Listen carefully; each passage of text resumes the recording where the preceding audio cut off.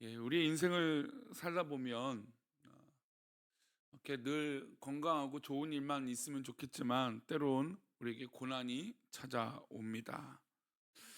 신방을 하거나 이렇게 기도 제목을 물으면 물론 별거 없어요라고 말씀하시지만 그래도 한켠에 자녀를 위해서 또 건강을 위해서 또 여러 가지 모양을 위해서 깊이 기도하는 이 고난의 기도가 누구에게나 다 있다는 것을 알 수 있습니다. 우리에게 찾아오는 이 고난의 큰 파도가 우리의 인생을 덮치게 될 때가 있다라는 것이죠. 그러니까 파도라는 것이 멈추면 죽음 바다가 되는 것이잖아요. 그러니까 어떻게 보면 우리 인생의 고난이라는 것은 물론 우리에게 무조건 고난 때문에 어렵게 만드신다라고 하는 하나님의 계획이라기보다는 우리를 살리시고 또 우리를 새롭게 하시려고 하는 또 하나님의 은혜로 우리에게 고난이 있을 때가 있다라는 겁니다. 물론 우리 스스로 고난을 당할 때가 있어요. 그러니까 우리가 저지르는 거죠. 우리가 벌이는 일 때문에 고난이 있을 때도 있고 또 마귀의 어떤 그런 시험도 분명히 있을 겁니다. 그러나 또 하나님께서 주시는 우리에게 믿음의 고난이 또 있을 수 있다라는 겁니다. 우리가 이 고난의 큰 파도를 견디고 이겨내면 그 후에는 당연히 평화로움이 찾아올 것입니다. 그러니 이 큰 파도가 칠 때마다 우리는 믿음으로 이 고난을 이겨내야 되는 것이죠. 그런데 더 중요한 것은 이 고난을 견디는 방식이에요. 어떤 식으로 이 고난을 견디느냐에 따라서 고난을 극복한 이후의 삶의 내용이 이전과 이후가 분명히 달라질 것입니다. 어떤 이는 고난을 견딜 때 이렇게 해봐라 저렇게 해봐라 하지만 우리 그리스도는 고난을 먼저 우리 견뎌내신 주님 앞에 내려놓는 것입니다. 어떻게 이 고난을 잘 견디고 승리하셨는지 우리 주님 앞에 믿음으로 기도하는 겁니다. 하나님, 주님, 내가 어떻게 이 고난을 이겨내겠습니까? 하나님 아시죠? 이 고난을 어떻게 이겨내야 됩니까? 라고 하나님 앞에 믿음으로 간구하고 물어보는 겁니다. 그리고 또 우리 곁에 이 고난을 겪고 있는 성도들에게 묻는 것이죠. 저는 우리 믿음의 성도들이 묻는 것이 뭔가 부족하기 때문에 묻는 것도 아니고 뭐가 연약하기 때문에 묻는 것이 아니라고 저는 믿습니다. 믿음의 성도들끼리 묻고 또 알고자 하는 건 굉장히 사랑의 언어인 거죠. 그리고 겸손의 언어입니다. 만약에 이 어떤 상대방의 이야기를 듣고 그것이 마치 나의 자랑인 양, 나의 무기인 양, 또 나의 어떤 그런 성공인 양 한다면 그것은 분명히 우리가 잘 알다시피 교만해서 그런 거죠. 정말 진정한 좋은 공동체랑 나의 약점과 나의 연약함과 나의 어떤 그런 부족함을 묻고 또 이 고난에 대해서 나눴을 때 함께 기뻐하고 함께 울 수 있는 그런 공동체가 건강한 공동체라는 것이죠. 오늘 우리 그리스도인들보다 먼저 고난받고 승리하신 분이 누구십니까? 바로 우리가 믿고 있는 예수 그리스도이시죠. 우리 인생이 받은 고난을 가장 많이 알고 계시는 분도 당연히 우리 주님이실 것입니다. 그러니 우리가 주님 앞에 내 고난과 내 어려움을 다 내려놓고 토로하고 기도한다는 건 참 좋은 신앙인 것이죠. 그런 의미에서 히브리서 기자는 이 편지를 받는 성도들에게 주 예수 그리스도를 바라볼 것과 우리 교회 공동체를 중요하게 여길 것, 이 두 가지를 강조하고 있는 것입니다. 그래서 히브리서 특징은 본론부터 시작해요. 예를 들어서 서론이 있고 발신자에 대한 소개도 있고 이런 게 없어요. 안부도 묻는 것도 없어요. 서신인데 그냥 바로 곧장 예수 그리스도에 대해서 설명하고 있는 것이죠. 고난 당하는 이들에게 안부가 뭐가 중요하고 뭐가 필요하겠습니까? 오직 주님밖에 없다라는 것을 얘기하고 있는 것이죠. 특별히 이 히브리서를 기록할 이 시대는 로마의 핍박을 엄청 받고 있을 때였습니다. 믿는 사람을 잡아 가두기도 했고 사자의 밥으로 던져지기도 하고 여러 가지 고난 가운데 믿음의 삶을 유지해야 됐습니다. 그 로마의 어려움 가운데 특별히 먼저 돌아가신 예수 그리스도께서 계셨던 것이죠. 예수님이 편지를 받는 성도들보다 먼저 고난을 당하셨습니다. 그러니까 사실 우리가 묻고 또 우리 선배들에게 묻는 것은 우리보다 그 길을 먼저 걸어갔기 때문이에요. 또 고난을 당한 비슷한 분이 있다면 그 고난 당하신 분을 보고 위로를 받는 것이죠. 그러니까 예수님이 이미 그 고난의 길을 먼저 걸어가셨고 십자가의 고난을 당하셨다는 겁니다. 그러니 우리가 고난이라고 하는 문제를 당연히 주님 앞에 내려놓을 때 가장 빨리 그 문제의 해답을 얻을 수 있는 겁니다. 그리고 예수님은 그 문제를 이기셨어요. 부활하셨죠. 이 또한 성도들에게 큰 위로가 됩니다. 우리 성도들에게 어떤 고난의 기도 제목이 있을지라도 우리 주님께서 부활하신 것처럼 우리를 분명히 이기게 하여 주실 것을 믿습니다. 이게 우리의 소망 아닙니까? 우리 주님은 이기셨다라는 거죠. 그러니 우리가 믿고 우리가 의지하고 우리가 사랑하는 주님이 이미 그 길을 걸어가셨고 이기셨으니 우리가 주님을 바라보는 건 당연한 것입니다.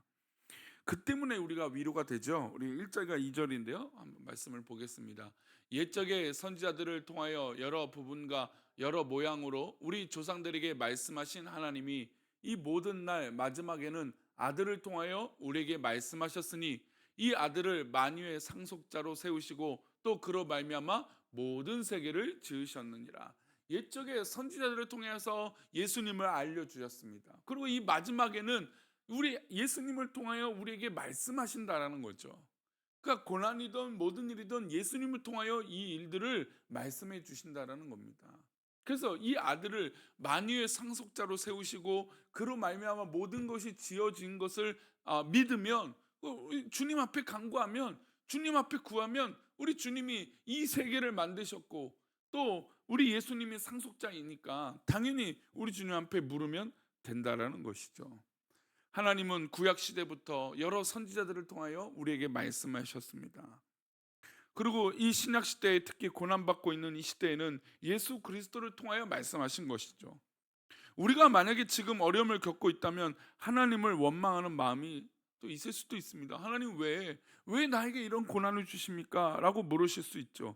하나님이 살아계시면 왜 나를 이렇게 내버려 두십니까? 원망할 수도 있습니다. 하지만 그때 오늘 이 말씀처럼 아들을 통하여 이미 우리에게 고난을 받을 수 있는 그런 법을 알려주신 것이죠.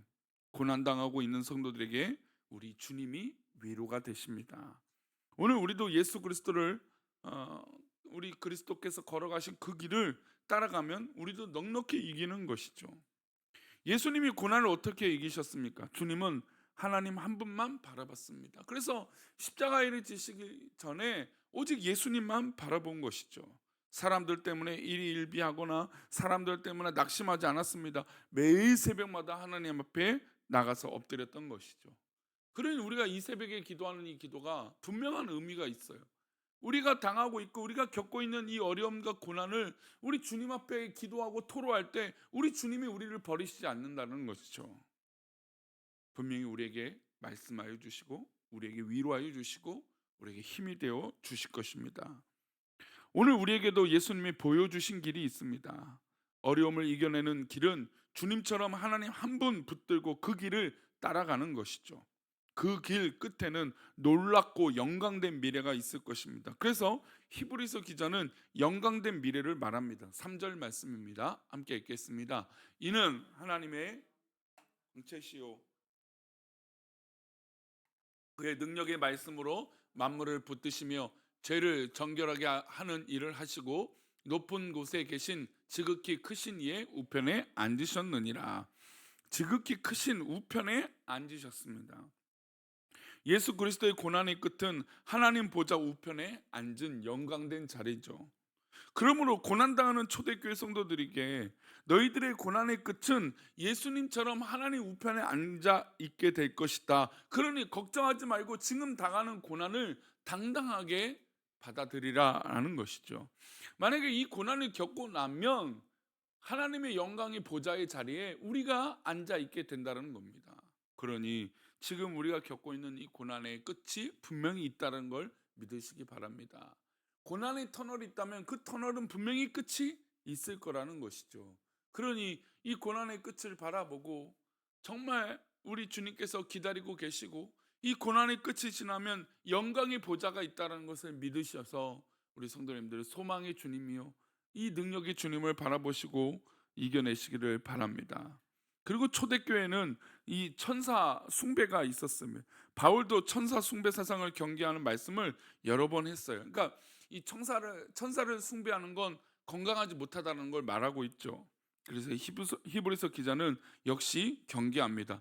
우리 4절과 5절인데요. 함께 읽겠습니다. 그가 천사보다 훨씬 뛰어남은 그들보다 더욱 아름다운 이름을 기업으로 얻으심이니 하나님께서 어느 때에 천사 중 누구에게 너는 내 아들이라 오늘 내가 너를 낳았도다 하셨으며 또 다시 나는 그에게 아버지가 되고 그는 내게 아들이 되리라 하셨느냐. 천사와 아들 그리스도의 가장 큰 차이는 무엇입니까? 천사는 하나님의 종이고 그리스도는 하나님의 아들입니다. 우리도 누구의 아들입니까? 하나님 아버지의 아들이 되는 것이죠. 그러면서 그리스도로 말미암아 하나님을 아버지라 부를 수 있는 은혜가 있는 겁니다. 그러니 우리가 고난 당할 때 천사의 힘이나 어떤 또 다른 능력을 믿는 게 아니라 우리 이 고난을 이기신 주님의 이름을 불렀을 때 당당하게 이 고난을 이겨낼 수 있다라는 것이죠. 우리도 천사보다 뛰어난 존재가 되는 게 바로 예수 그리스도 때문에 가능한 것이죠. 그러니 우리가 하나님을 아버지라 부를 수 있다는 것. 오늘도 이 새벽에 우리는 하나님을 아버지라 부르는 거예요.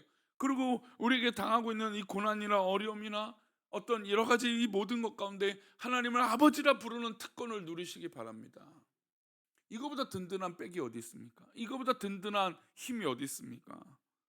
이 놀라우신 하나님 아버지가 나의 아버지 되니까, 그러니 우리 하나님 아버지 앞에 간절하게 기도하고 간절하게 신뢰하고 간절하게 믿음으로 우리가 당하고 있는 이 고난을 믿음으로 넉넉하게 이겨내시는 저와 여러분 되시기를 축원합니다. 우리가 하나님의 자녀가 된 것은 특권입니다. 이 특권을 가지고 이 새벽에도 기도함으로 믿음으로 승리하시기를 축원합니다. 기도하겠습니다. 하나님 아버지, 우리가 오늘 하루도 믿음으로 살아갑니다. 이 귀한 믿음 흔들리지 않게 하시고 주님의 놀라운 은혜로 이 고난을 이기며 믿음으로 살기에 부족함이 없는 능력의 하루가 되어질 수 있도록 복을 내려 주옵소서. 우리 믿음의 성도들이 주님만 바라보기 원합니다. 오직 주님만 의지하고 주님만 사랑하는 믿음의 공동체가 되게 하여 주옵소서. 우리를 붙드시고 그렇게 인도하실 것을 믿사옵고 거룩하신 예수 그리스도 이름으로 기도를 옵나이다. 아멘.